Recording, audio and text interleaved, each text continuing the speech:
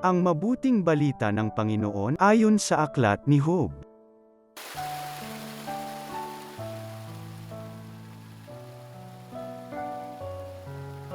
Nagsalita si Job at sinabi niya, "Ang buhay ng tao'y sagana sa hirap, batbat ng tiisin at lungkot na dinaranas. Siya'y tulad ng alipin, pahinga ang hinahangad, para siyang manggagawa, naghihintay ng kanyang bayad.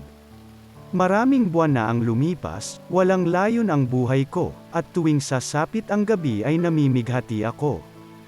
Ang gabi ay matagal, wari-wala ng umaga, di mapanatag sa higaan at palaging balisa.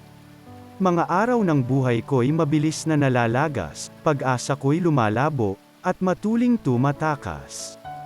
O Diyos, iyong alalahanin ang buhay ko'y parang hangin, ang ligaya ng buhay ko'y napalitan na ng lagim." Ang mabuting balita ng Panginoon.